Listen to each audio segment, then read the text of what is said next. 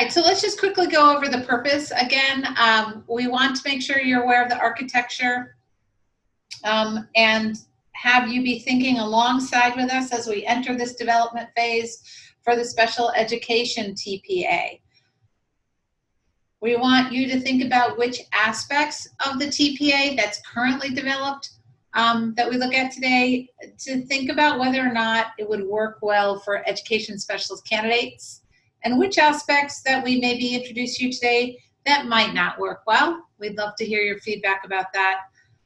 We also need to kind of start thinking about what should be measured on these TPAs. So we have our teaching performance expectations, the universal teaching performance expectations, and then mild, moderate, and intense supports has additional TPEs, and then deaf of hard of hearing, visual impairment, and early childhood have their own unique set.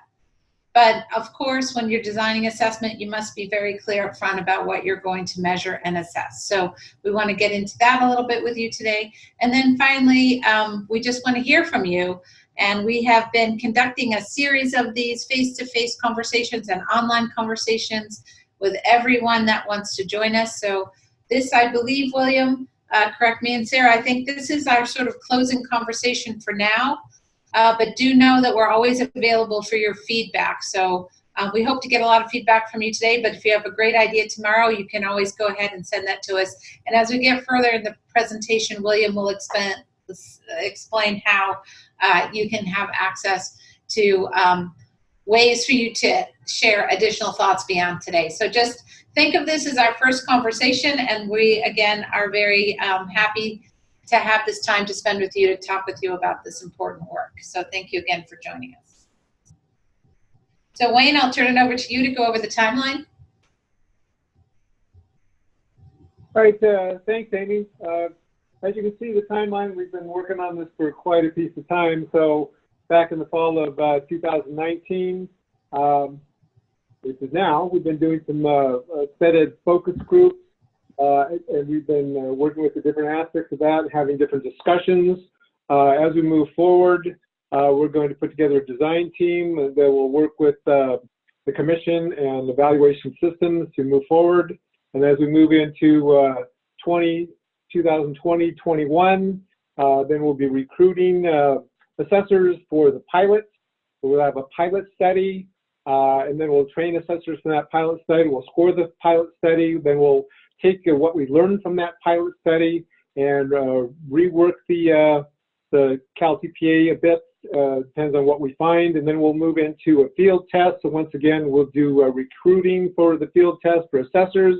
We'll run the field test, we'll score the field test, we'll do some analysis of that again, and then we'll go back and we'll take a look at that and do some additional modifications to the field test. And eventually we'll get to a place where we will run this by the commission and we'll set a passing standard for this, and then we'll make some final revisions before we go into full operational administration on this, which will be in the fall of 2022 and the spring of 2023.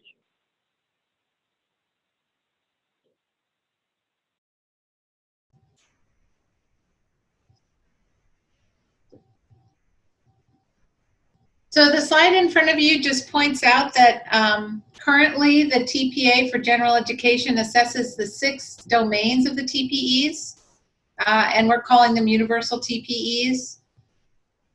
And that candidates are also required to take a close look at the content-specific pedagogy within the TPEs to make sure that when they are teaching within a content-specific area, that they're in fact using the pedagogy that experts in the field say is important to that content area. And then finally, that the assessors use this content-specific pedagogy as well when they're making those judgments about the evidence that is submitted.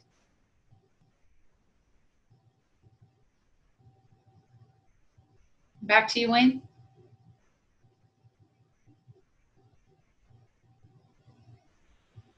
Okay, well, looking at the operational infrastructure here, we have an online candidate registration system where the candidates then submit up into the Pearson registration system.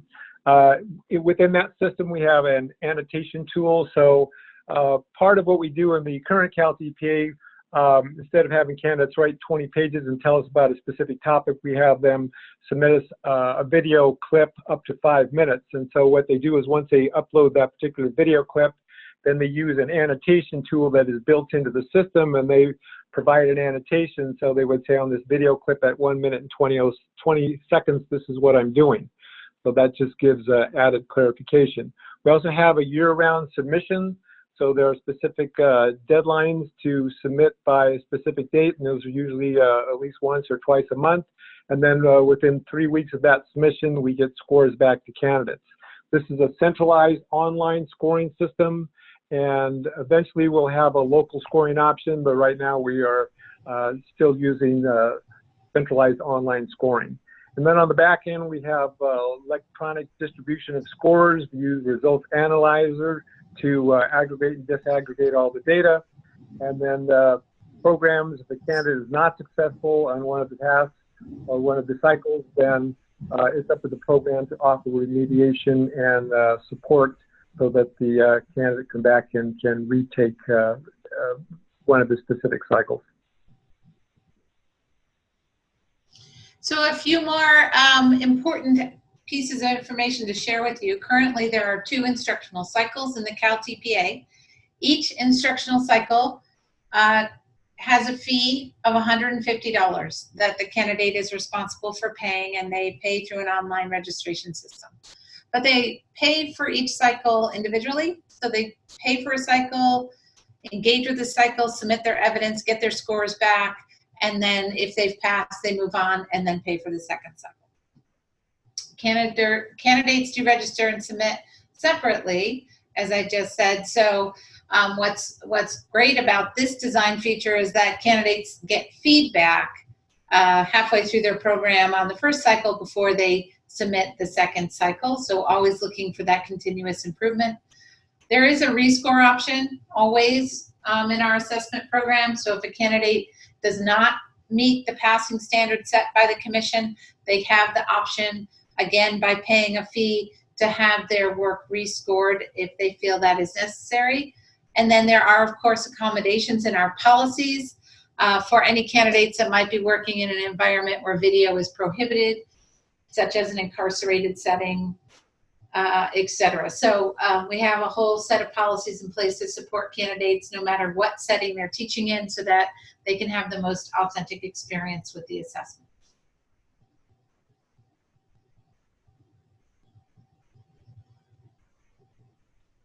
Okay, we have quite a few ongoing program supports. We offer weekly office hours where we are on the phone and folks call in every Thursday from 10 to 10:30 and ask questions, and we give appropriate feedback. We also have monthly what we call virtual think tanks. So we'll take a specific aspect of the CalTPA and we will isolate that particular topic and have some guest speakers come in, and different folks from different programs log in, and we have a discussion about that particular topic.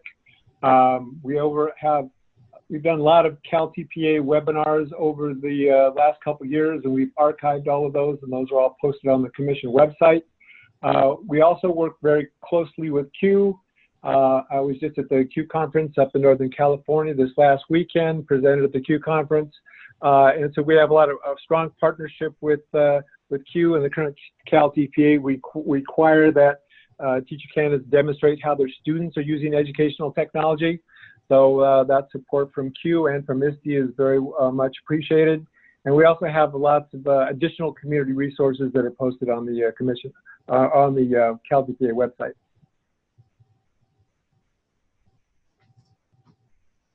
This is a picture of what the landing page of our website looks like. Beautiful California poppies. And what you do is you come into here, either candidates or faculty or those supporting teachers. You can come to this website, www.ctcexams.nesinc.com. And right there in the middle of the screen, you can see kind of an open white rectangle and a little button. And right there is a pull-down menu. You would select CalTPA, and it would then take you into all of the resources and policy statements and assessment materials that are available there. to candidates and then to faculty as well. So this is where you can go right now and kind of get that full landscape view and see what all the documents in our library are that we have been developing over the last 4 years to support the work. And of course, once we get the SpEd work up and on its feet and running, this would be the same website you would come to for all of that information as well.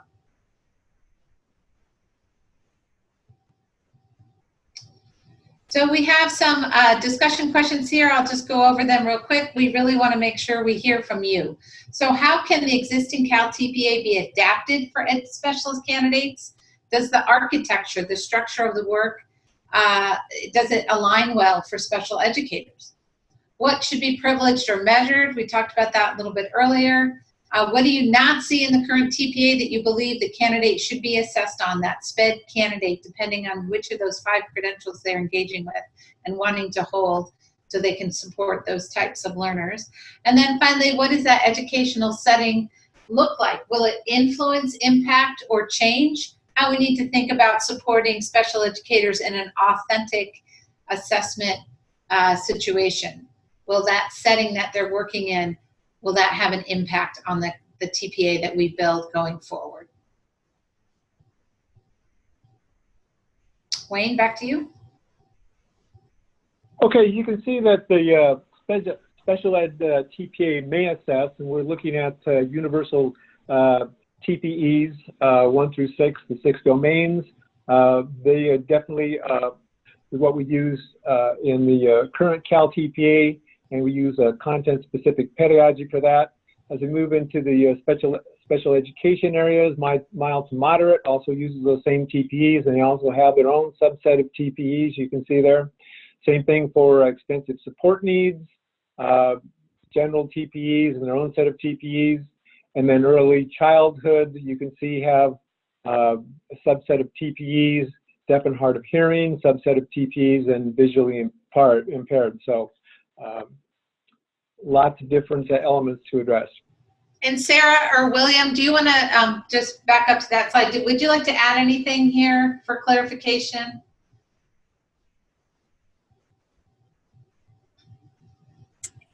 Sorry, I had to unmute myself. So the universal TPEs will be, I'm sorry, Wayne, could you repeat yourself? I unfortunately was responding to an email, which I shouldn't have been doing. Oh, that's all right. Well, Sarah, all I wanted to just do was pause for a second and see if there was any additional information particular to the 5 types of special ed credentials that you wanted to cover here. So basically, Wayne just kind of walked through what is currently being measured for multiple subject and single subject, that first row on the top. Mm-hmm. And then we have mild, moderate, extensive early childhood, deaf and hard of hearing, and visual. And I just wanted to pause and give either you or William the chance if you wanted to add anything around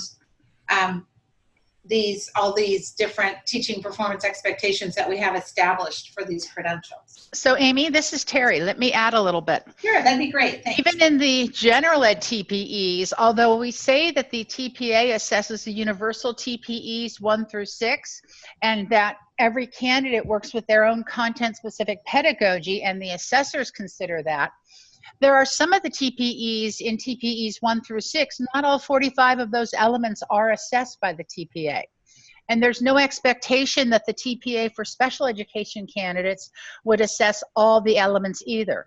It is a single assessment, and we know the programs teach the concepts in the TPEs, they allow the candidates to practice the concepts, and they assess the candidates on those concepts. So it will be a subset of these TPEs that are assessed on the new TPAs when they're developed. Back to you, Amy. Yeah, thank you, Terry. That is a really important point. One assessment can't cover everything.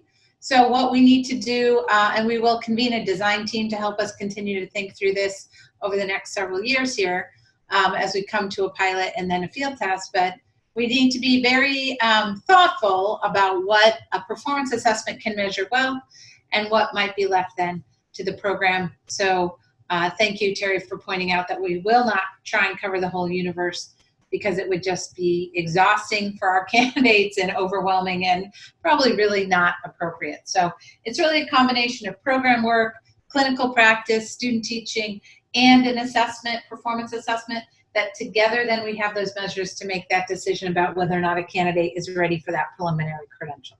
So thank you. So let's move on.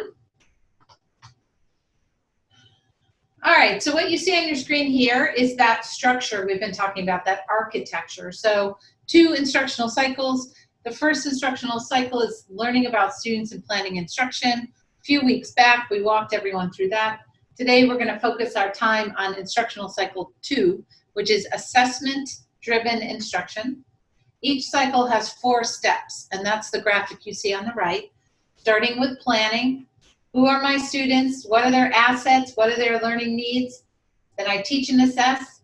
I reflect on that, the planning and teaching and assessing steps. In step 3, I reflect and then apply. How do I apply that knowledge forward? So each instructional cycle moves through the same 4 steps. So here we are at cycle 2. We'll go to the next screen, and I'll turn it back to Wayne, who's going to walk you through what happens in that first step of plan in cycle 2. Okay, as we take a look at the planning step of cycle 2, the first thing we're going to look at is that teacher candidates are going to provide contextual information about the whole class. They're teaching within a school placement, and for each of these steps, we provide a written template. So we have all the prompts already written out. So candidates download a Word document of that template, and they basically answer the questions. They put the cursor in the box and they fill out the template, and that's one of the pieces of evidence that they upload into the Pearson system. So within that, as they're learning about their students, then they're going to develop a series of lessons, 3 to 5 lessons. If they're in multiple subjects, either going to be literacy or mathematics. They have to do one of the cycles in math and one of the cycles in literacy. It's their choice on which one that they do. So they complete those 3 to 5 lessons. They have to use California state standards. The first year we saw a lot of folks using national standards. We sort of had a little bit of wiggle room since we were in the first year of implementation, but we really got very strict now and said if you use national standards, we're not going to accept your submission, and you're going to have to resubmit and go back and use California state standards or frameworks. So once they do that, they're going to then identify their specific learning goals. They have to come up with, then take a look at an informative assessment, student self-assessment, and a formal assessment within those 3 lessons. The lessons need to link to prior learning and build on previous lessons. They have their specific learning activities, including how their students will use educational technology. And once again, this is not just the teacher in the front of the room using a desktop projector or a document camera. They have to show how their students are using educational technology in the classroom.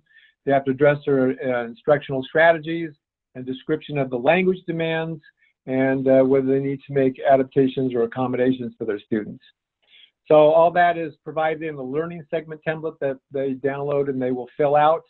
And then they're going to describe one of their planned informal assessments, the student self-assessment and informal assessment, and explain how they're aligned and measure the content standards and or the ELD learning goals.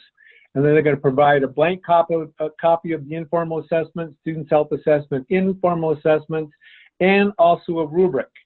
So we're looking for a rubric for each one of those kinds of assessments. So you can see over in the far right-hand column that there's a written narrative for each one of these written documents. We have a specific page limit where we say it's no more than 4 pages or 7 pages. And then we call out specifically that they then have to upload a blank copy of the informal assessment, student self-assessment, and the formal assessment, along with a specific rubric for each one of those assessments. All right, and that brings us to step 2. Remember, step 2 is teach and assess.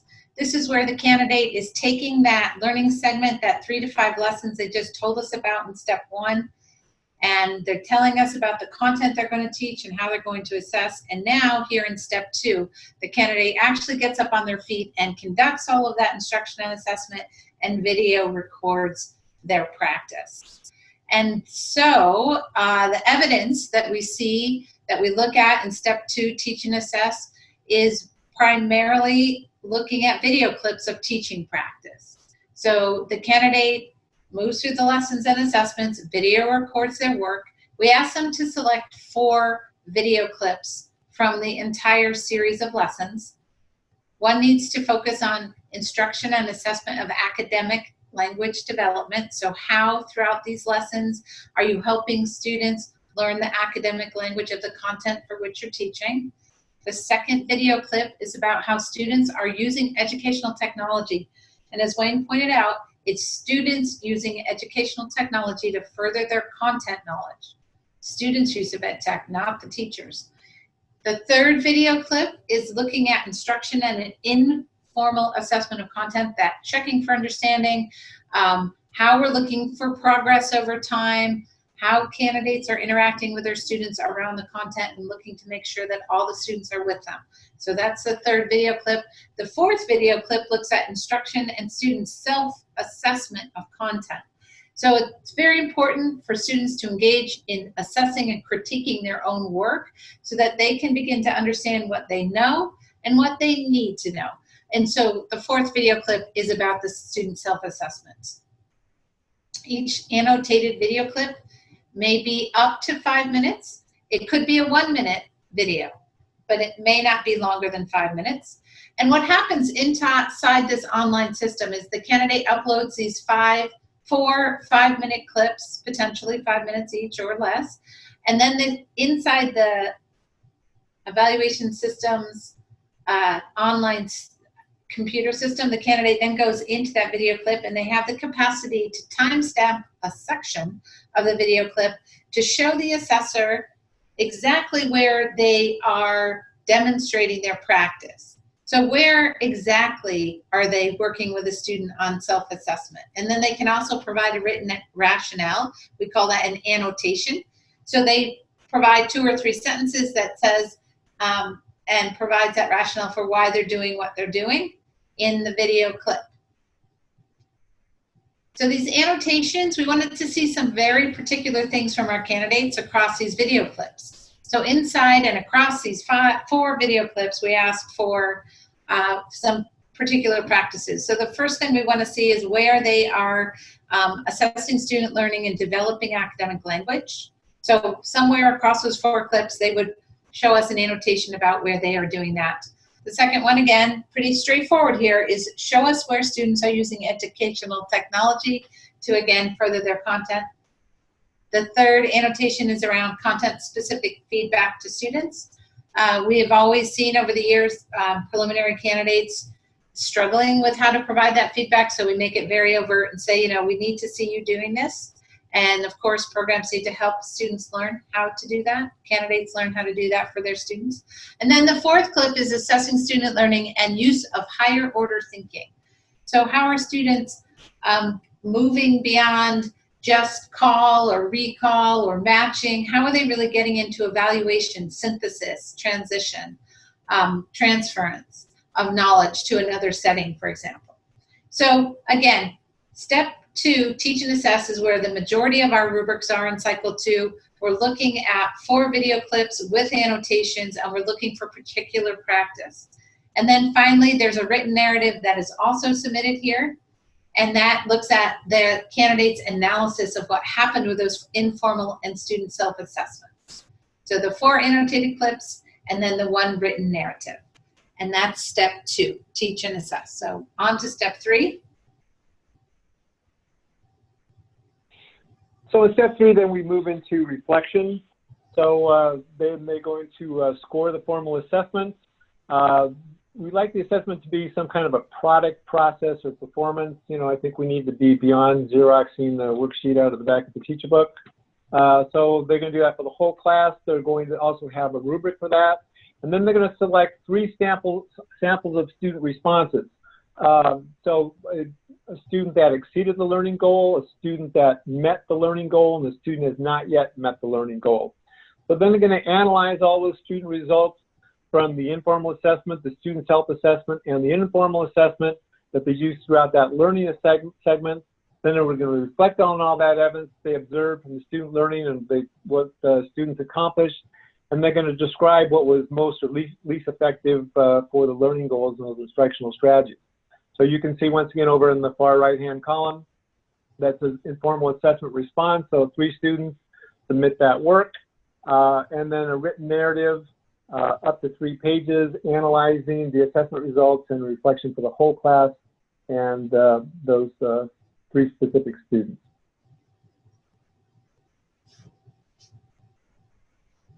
All right, and that brings us to step 4 in cycle 2, and this is where the candidate is applying that understanding of their teaching practice and understanding of what students have been able to demonstrate about their knowledge towards meeting the learning goals.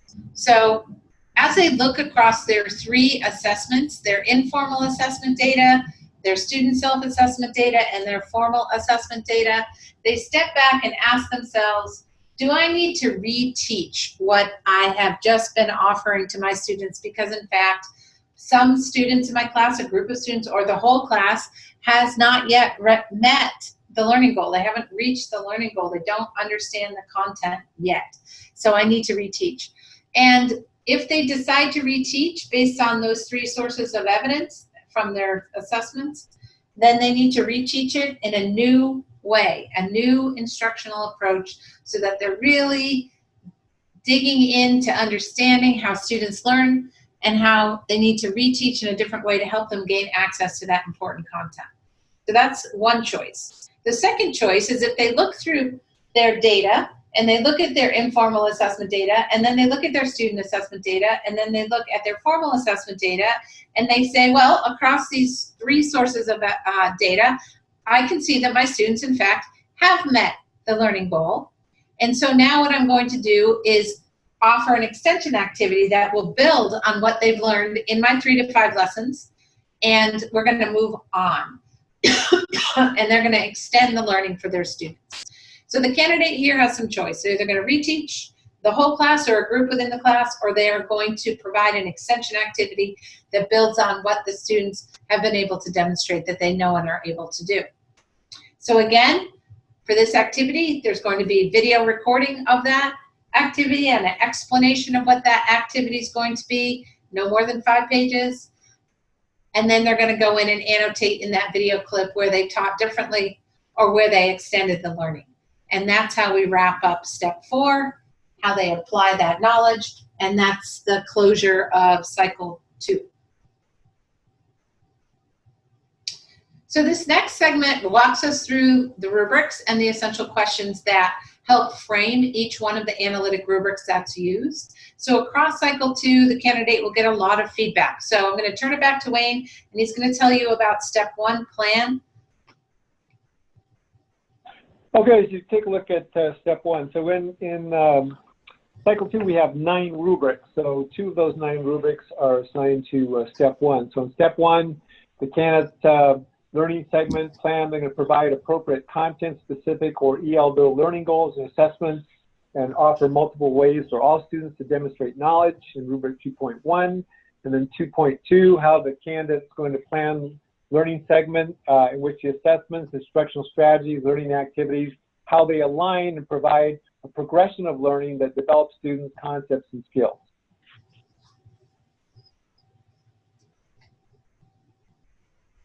And then in step 2, as I was explaining a little bit earlier, there are 5 rubrics. This is sort of the heart and soul of cycle 2. So we have 5 rubrics here that the candidate will get feedback on, about, I guess is really the right word. And the first one looks at how the candidate supported student development and demonstration of academic language in relation to content-specific or ELD learning goals. If you have English learners in your class, you need to provide ELD learning goals. Rubric 2.4 is that rubric that looks specifically at how students are using ed tech to further their understanding of content or ELD. In 2.5, the candidate needs to demonstrate how they're using informal assessment to monitor deep understanding of content and how they adjust their instruction to meet the needs of learners. 2.6 gives the candidate feedback about how they engage students in self-assessment to build their awareness about what they've learned and to support that progress, again, towards meeting those learning goals. And then finally, 2.7 looks at how the candidate uses results of informal assessments, including student self-assessment, to provide feedback to students about how the student needs to improve or revise their work to continue progressing toward and or beyond meeting those learning goals. So lots of feedback in step 2. On to step 3.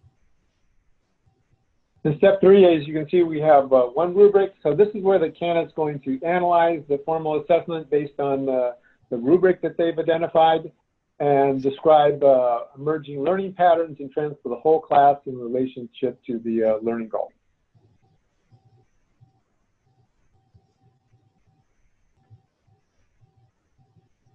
And then we're back again at step 4, which is about applying what you've learned about your teaching and about your students' capacity to demonstrate their knowledge, skill, and ability. So here we're looking at how the candidate used the analysis of results from the informal assessment, the student self-assessment, and the formal assessment to plan and teach either a follow-up learning activity that either presents information in a new way or extends the learning and what the rationale was for why they did that. And they need to cite evidence from their own work to support their decision making. So they can't just randomly determine, oh, I'm going to do this next. It has to literally be based on the evidence they've been providing us in steps 1, 2, or 3. And then that is our 9th rubric in cycle 2. So let's pause for a second and see if there are any clarifying questions or anything that we can respond to here in the chat, or if you want to all think about what questions maybe you have, any wonderings in your mind at this point. If you want to put them into the chat, we can respond.